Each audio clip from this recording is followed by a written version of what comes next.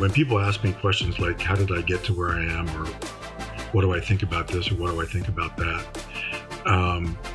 I lean in pretty confidently about the context of my life experience. And I said, you've got to appreciate the impact of getting to the age of 65 as a Black man in America has had on on my worldview and who I am and what I choose to do.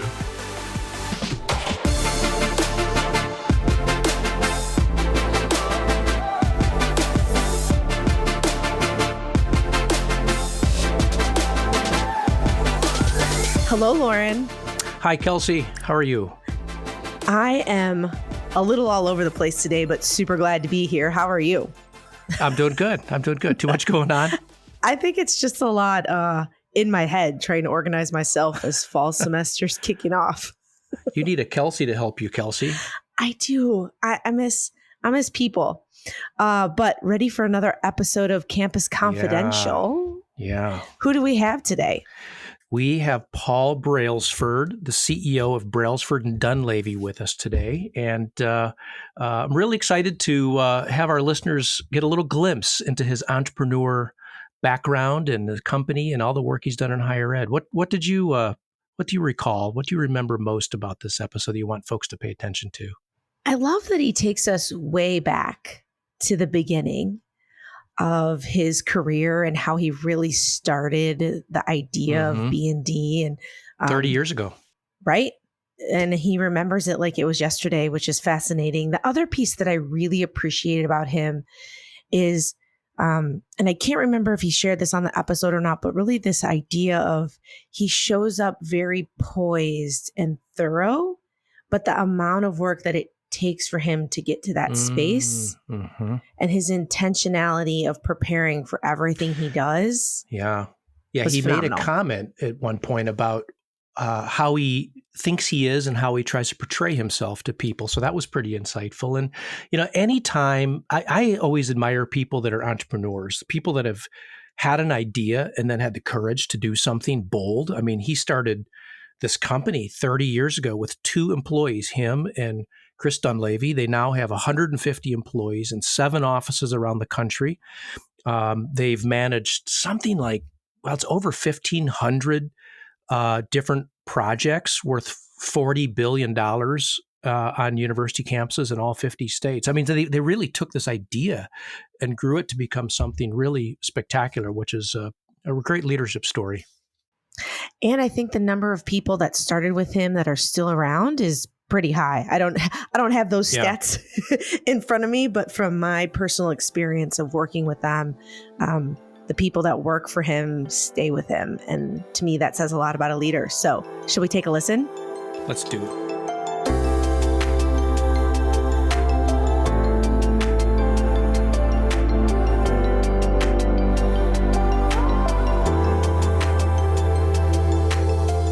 Hello, Paul. We're really excited to have you here with us on Campus Confidential. How are you today? I'm doing fine, Kelsey. Awesome. Well, we like to kick things off by you sharing with us, how do you tell a rideshare driver what you do for a living? What I do for a living. Well, it's interesting. It's a challenging question because I'm almost never in a rideshare vehicle. Oh. But that's okay. I understand the intent of your question. And so I'm going to take that and the rideshare driver and use it as a placeholder for a random stranger that might ask me that same question. You're taking rides from strangers, Paul? I don't know. That's safe. Not in cars, but I do find myself in elevators with random strangers. Oh, there you go. The elevator and hotel lobbies with random strangers. So the random stranger thing as a placeholder works for me. And I have 3 levels: short, medium, and long. And if I'm not really wanting to engage necessarily, but I want to give an honest answer, I simply say, I'm in the business of making the world a better place. When the person I'm talking to does not find that to be a satisfactory response and they probe a little bit more deeply, then I try a medium version and I say, well, we fashion and implement solutions that advance our clients' strategic interests. And, if I'm talking to you guys and you live in higher education and you can imagine the context in the higher ed place, you get a pretty good sense of what that means, but you don't really know. And so I've got to, before I engage in a full blown conversation, I've got a slightly longer version that simply is we inspire and empower organizations to optimize the value of investments that advance them towards their targeted new reality. And so when we say our purpose is to inspire clients, uh, what we're really talking about is challenging them to think in new ways. The goal that we're mining for is the client response that says, I never thought about it that way before. To us, that's progress. And so that's what we look for. So you mentioned, Paul, at the beginning of that your personal and professional selves are really linked. And there was a colleague once who wrote a book called Do What You Love, or Do What You Are. That's what it was, Do What You Are. So I suspect that that's kind of what you're saying. Let me ask a little bit about early days. You tell us about your journey. You were doing what when you decided to start Brailsford and Dunleavy, and what motivated you to take that leap at that time? And if you don't mind too, what excited you and frightened you about that leap?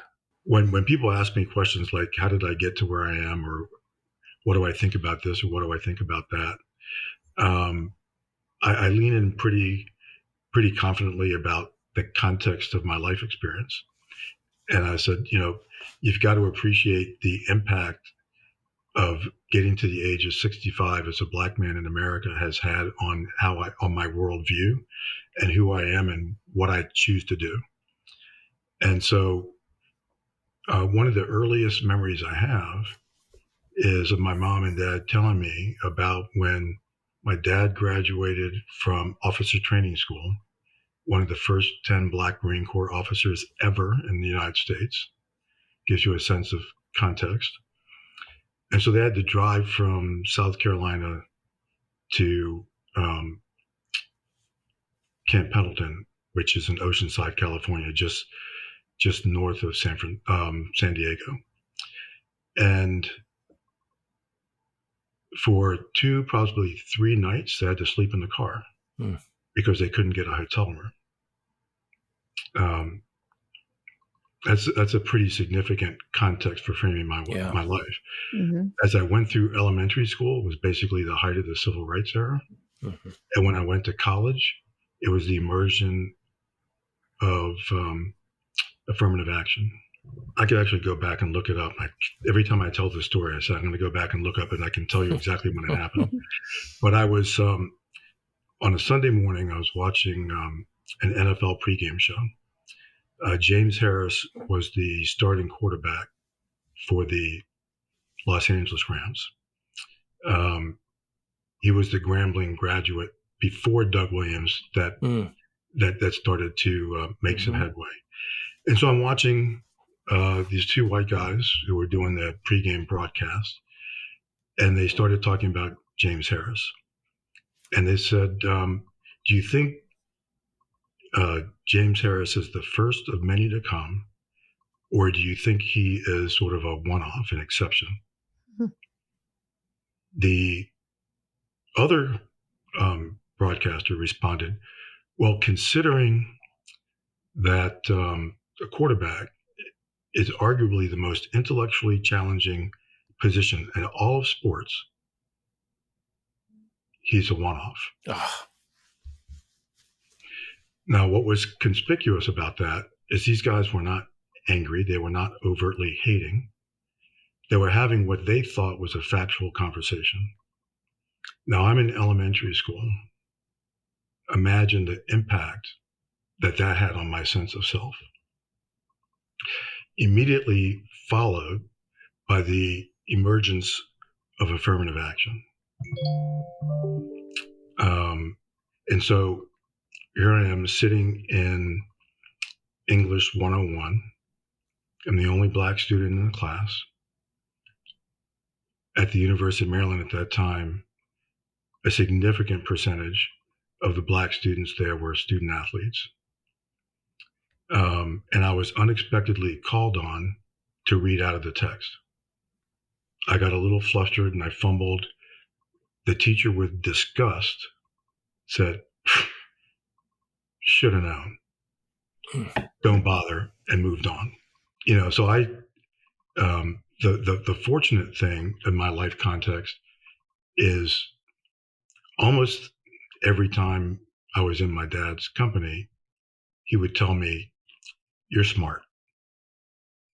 And so he had built up in me sort of a resistance to that kind of negativity. But to say that some of it didn't penetrate would be disingenuous. So, every time I talked to my dad, particularly my parents got divorced when I was in 4th grade. So we'd spend Sundays with him. So it was a big, he was very much into framing, give me a foundation on how I should think about myself. So he would, almost like it was a religious thing, constantly, this is what lies ahead of you because you're smart, you're smart, you're smart. It was always beat into my head. He was filling your bucket.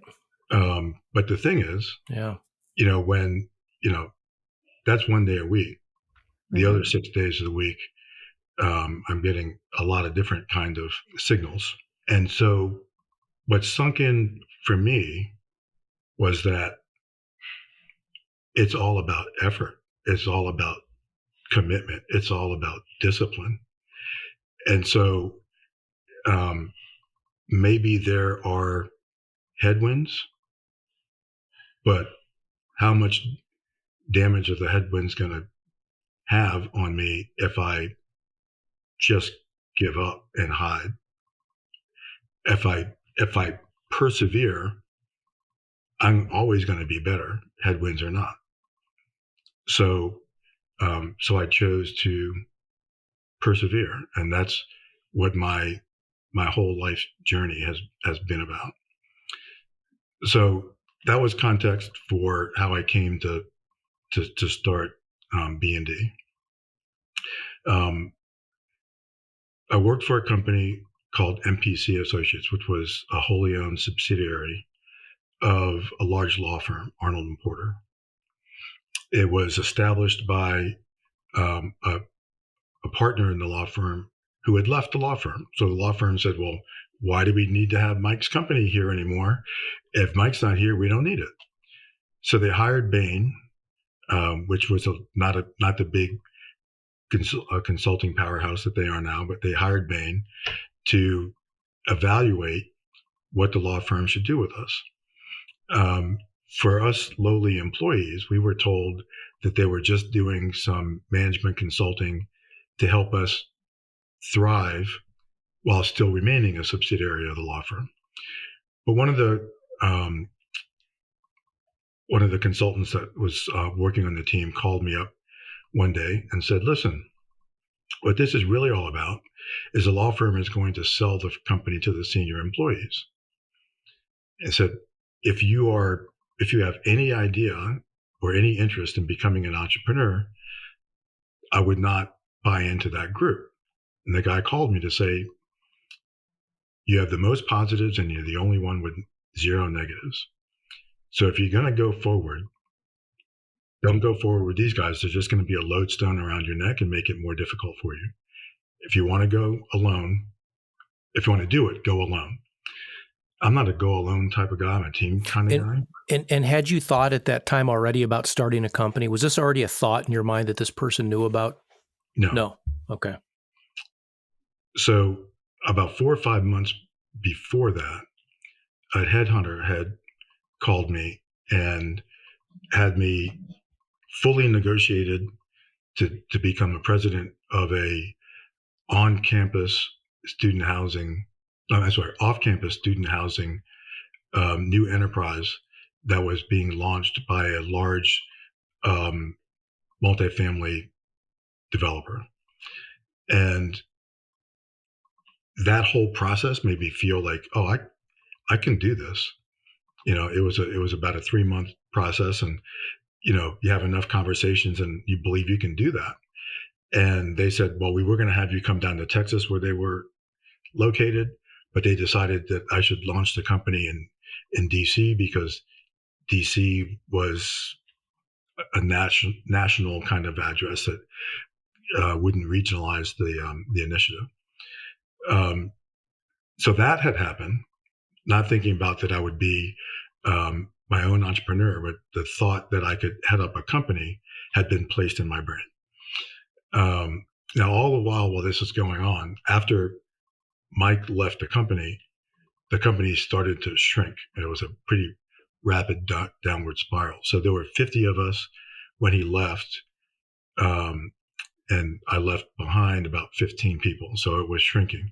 So as the company was shrinking, I did go into, well, how am I going to survive this frame of mind, which did tilt towards entrepreneurial endeavors. But it was interesting. I just found notes that I'd made myself a little over 30 years ago on different kinds of businesses I could start to survive the eventual demise of MPC.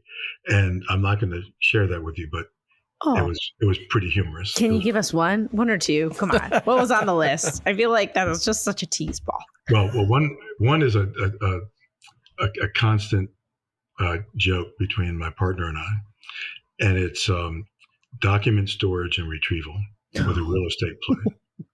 Well, and so being in DC, the federal government has a lot of paper. Someone's got to store it, and someone's got to be able to return it when they want it. Yeah. The problem was it felt to us to be mind-numbingly boring. Yeah, you probably could say we're making the world a better place, and one document at a time. Maybe a little different story. Right. So anyway, when I got off the call with the consultant from Bain, who swore me to secrecy, he said, if you ever tell anybody about this, I will deny it.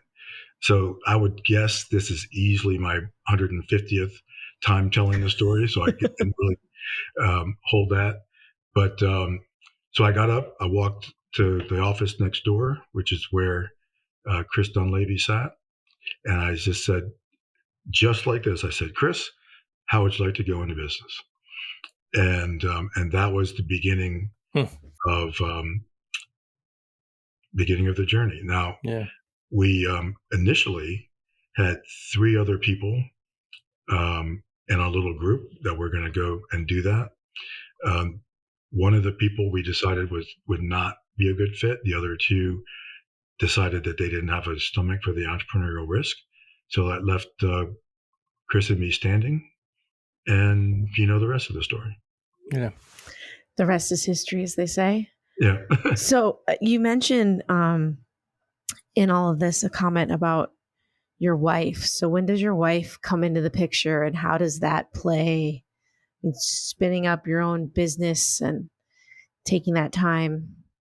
Well, actually, that's a interesting piece, right? Because my wife and I met while we were both on business trips. And so immediately this incredibly intense long distance relationship bloomed. And the thing that was interesting about that is she was a conference planner. She represented her tech company to go to various conferences. And by the way, tech conferences are way on a whole different scale. Yes, they are. so the kinds of displays that she was responsible for presenting and all this kind of stuff would dwarf anything that you would see at NACAS or NACUBA. So the interesting thing is she had her whole year calendar mapped out, and everywhere she was going was a city that I had a client. And her last conference in December was in the exact same hotel where Athletic Business was, where I was going to be a presenter. So we said, well, we can see each other on our company's dimes on a pretty regular basis for the rest of the year. When we get to December, we'll have to make a decision on what we're going to do. We were engaged by September. Mm. And the reason why that's relevant to this story is even though it was, again, I told you, personal and professional are fused, it gave me a confidence for taking risks that turn out pretty well. And so that made it easier for me to make the decision to start B&D.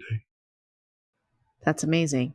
And then did she move to Maryland? Or are we still a long distance relationship years later? She moved to Maryland, and her entire family thought she'd lost her mind. But it worked out. It worked out. You made it happen. Took a chance. Hey, Paul, I noticed what I know about you too is you like mentoring, that you take great pride in mentoring staff, particularly in the firm. And I'm wondering if you could talk a little bit about what makes for a good mentor.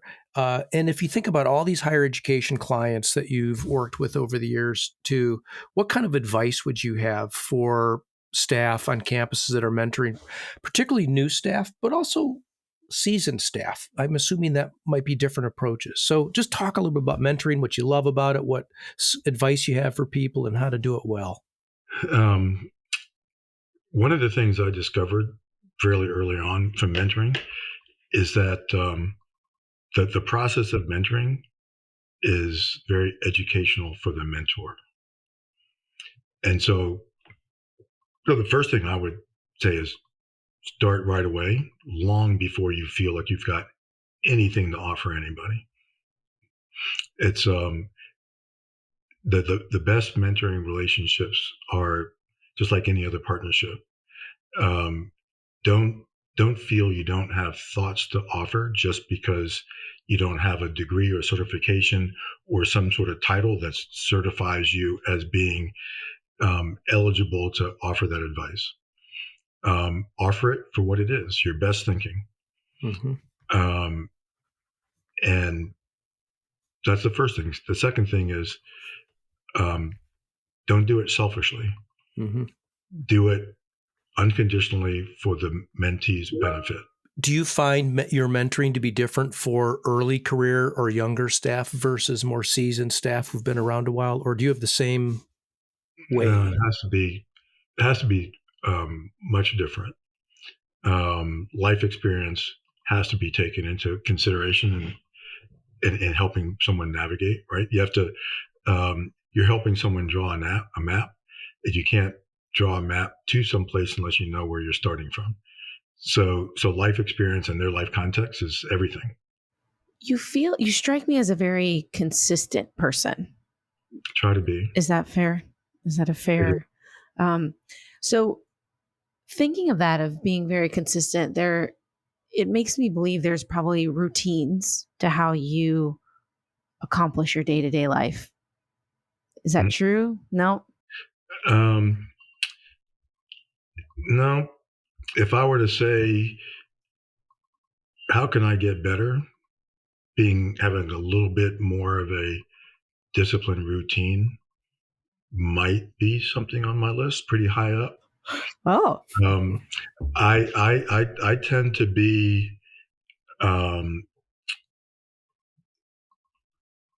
flexibly focused. I'm very outcome driven, so my outcomes are always there. But at any given moment, what seems to be the best thing I should be doing to achieve those outcomes can move pretty substantially during the course of a day. Mm. Do you feel like that's one of the reasons B&D has been around so long and you have evolved? Is that flexibility? We evolved very deliberately. And so there are a couple of books that have influenced how we do that. First, it's Good to Great. Mm-hmm. And it's interesting in that a lot of people look at Good to Great and go, gosh, all these great companies, most of them are no longer great anymore. So therefore, the book may not have been on to something. No, the fact that these companies lost discipline does not mean the book wasn't right.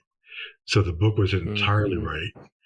And so everybody that comes to work gets a copy of Good to Great. They've got 60 days to read it. It really helps with our vocabulary. It streamlines how we communicate. The number one takeaway from Good to Great is that it's a flow-based organization. Now, you won't see the words flow-based organization anywhere in Good to Great, but that's what they are describing. Minimum required processes, minimum rules and regulation, and enormous doses of personal responsibility. And there's a construct that you have to build to allow that to release talent as opposed to channel talent. And so that I work on that, embedding that in our culture on a daily basis. I do find Good to Great to be, just to emphasize your point about as a culture-wide, company-wide, colleague-wide read. I find it to be one of the best books I've read in business, if you will, in the last probably 15 years. I think if you read it right and you think about it right, it's the number one business book I've ever read. Yeah, I would agree. The other criticism I have heard from folks in higher education is, well, it's all about business. I'm like, no, it's about organizations and systems and accountability and culture. There is a little compendium, maybe you've seen, called Good to Great for the Social Sector, which is okay, but it was Jim Collins' attempt to bridge that criticism gap. But, the whole notion of not letting distractions get in the way of your focus for what you're really about and being purpose-driven in that way.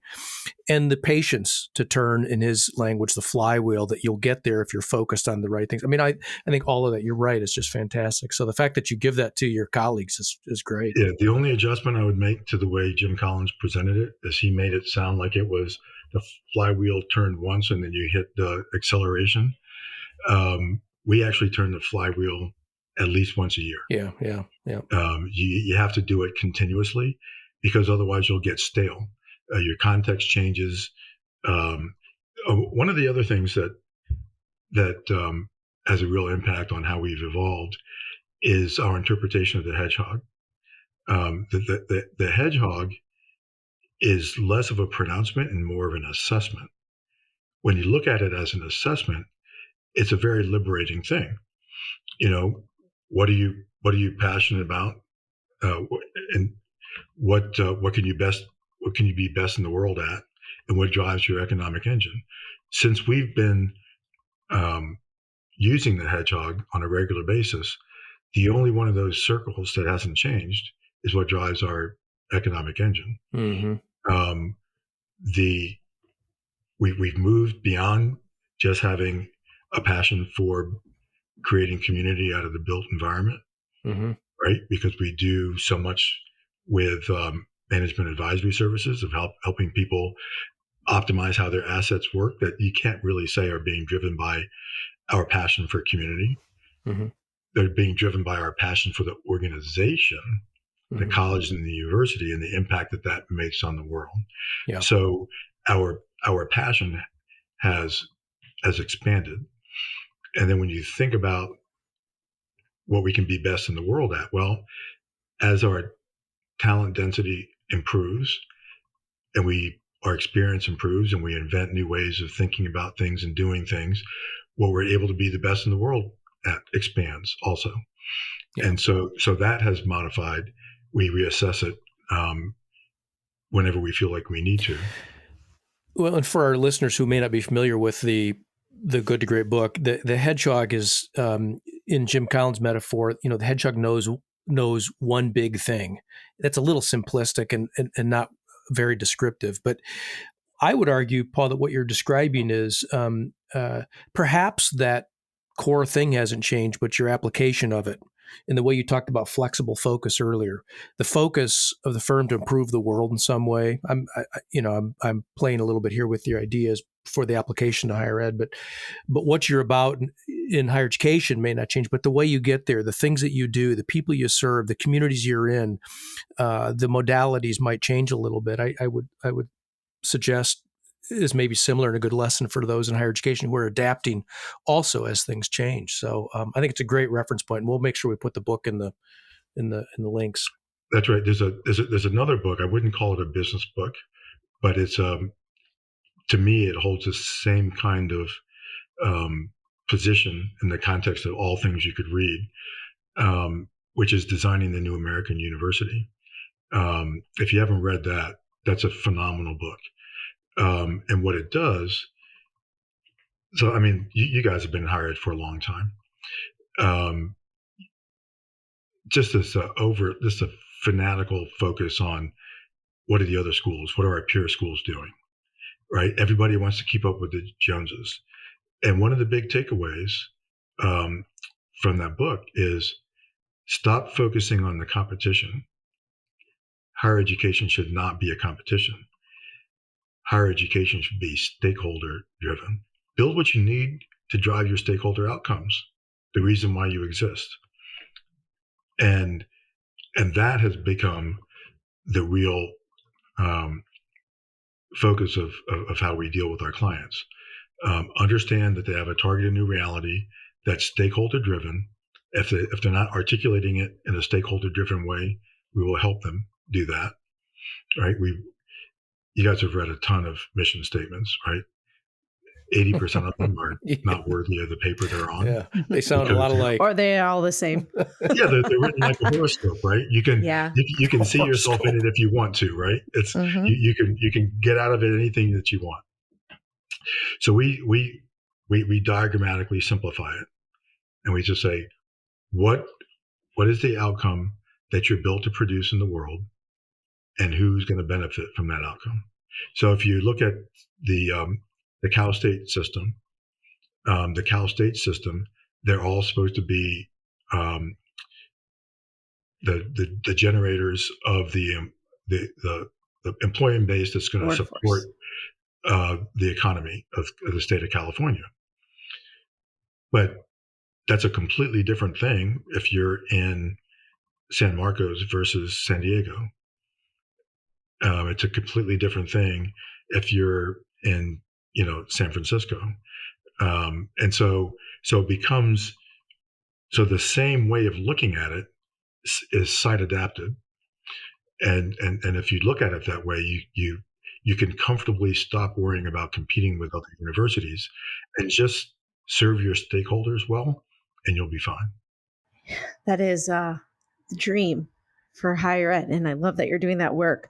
So I sit here and wonder, what's the difference, Paul, CEO, early in your career to Paul, CEO today?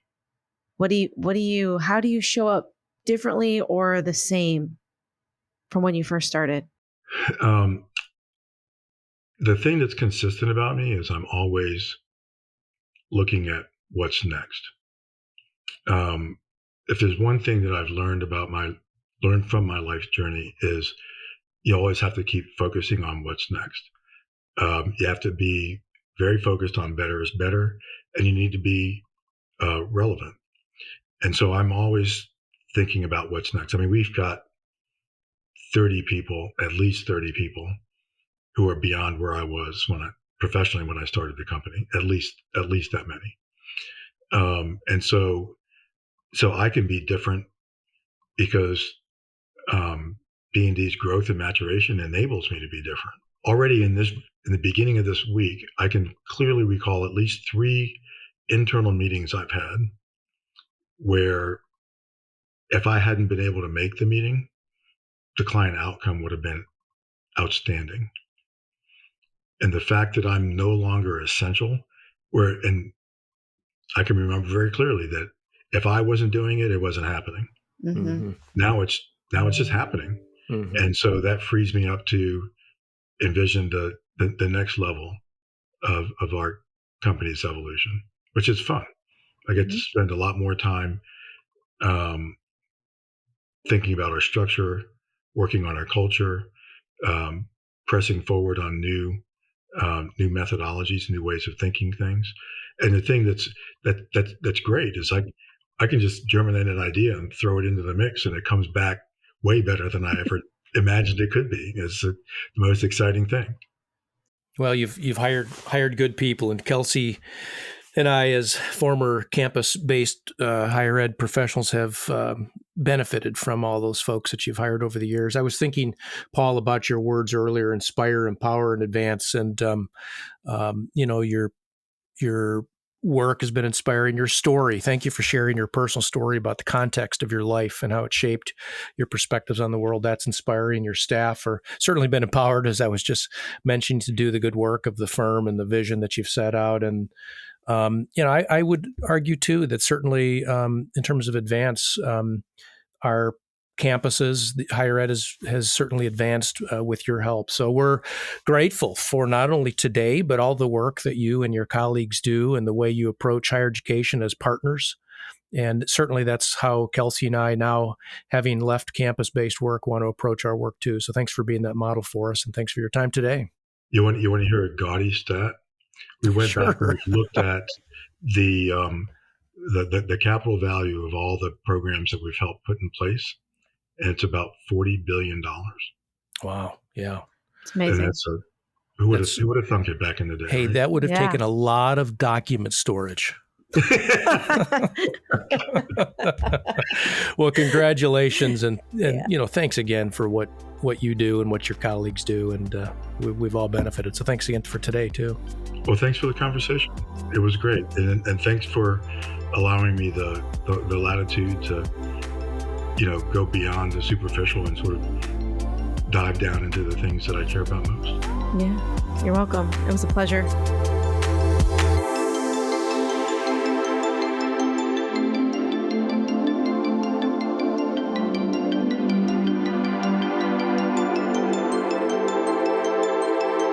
Hey, Loren, are you ready for some extra credit? I am ready for extra credit. I even have something I wanted to ask you about. Oh, what's that? Well, do I like this roller reversal? Oh yeah, feels different now, doesn't it? Yeah. Okay, I got my pen ready. I'm ready for go. During the conversation, Paul talked about mentors, and then after we stopped recording, in fact, he talked a bit more about mentors. I wish our listeners could hear. But he talked about what he looks for and how he evaluates mentorship and how to be a good mentor. I just wondered what do you look for in mentors? If you've had good mentors in your life, what is it about them that made them good mentors? And how do you evaluate, people in leadership roles? Oh, well, I feel like we're in two different categories of conversation. So mentors, I think I've come by them on accident. I don't know that I was ever looking for a mentor. It was more, I was in spaces and places and I respected their leadership style or how they moved things forward, how they interacted with people. And then I wanted to spend more time with them. So our vice president of student affairs at UNLV, Dr. Rebecca Mills, she was just one of those people. She came from the English department and was running the division of student affairs, and she thought different and was able to blend academics and non-academic people together. And I just wanted to spend more time with her, right? And that just continued to happen throughout my career. I would also say, when you ask how I evaluate leadership, I think there's people that you observe that it's like, I will never do what that person did. Yeah. The opposite of benchmark. Yeah. I've definitely learned a lot from that. How about you? Yeah, I like you, I think I have discovered mentors usually by accident. It's not formal programs. And I think that's the best way. I mean, really, mentorship is an invitation to a relationship, mutually offered. So that is something you discover, I think, just in interacting with people. But the leadership thing you just mentioned made me think of something. That is, Paul, after we stopped recording, said something along the lines of he's learned how to be a little less judgmental about all leaders, that he can take from different figures, different people, certain things that make sense, even though he wouldn't adopt their whole style or they've made decisions that might be questionable. And that resonated with me a bit too, because there have been people in my career, my life, who I'm embarrassed to mention that there's certain things I like about them because now there's a stigma associated in some way. And I'm not even going to mention them on this podcast because I feel that. But I was like, what's the yeah, list? I know. I don't want to mention the names, but I will say one of the things I've noticed is when I look at people in leadership roles, I think one of the things I gravitate to is people who are in places they shouldn't be. People who are in roles that weren't expected, or in places that are really hard for them to be, or in situations that the world would tell them they shouldn't be there. I think when I think about people across my career I've looked to, I've really, really admired people that are not supposed to be in that role according to outdated norms or whatever it is. Yeah. Charging new paths, people that are opening the doorway to the future of opportunity for others. If I could put words in your mouth. Yeah. I think the other note when we think about mentors, one thing that I've been talking a lot about lately too is this idea of there's a difference between mentors, sponsors, and coach. Yes. And I think a lot of times we clump this all into mentors. And so I really like the idea that we have mentors or people that we look up to, and they're not perfect. They're human. And so the reality is, how do you get to know people and pick and choose and utilize and suspend judgment? Yeah.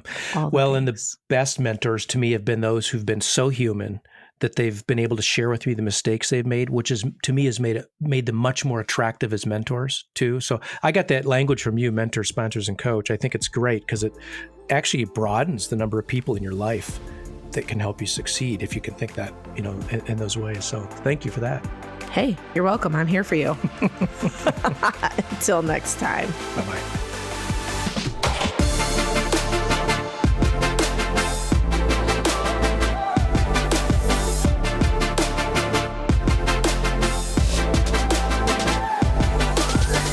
Campus Confidential is presented by Compass Group, produced by Corey Inscoe and Jen Fisher, with your hosts, Kelsey, Harmon, Finn, and Loren Rullman.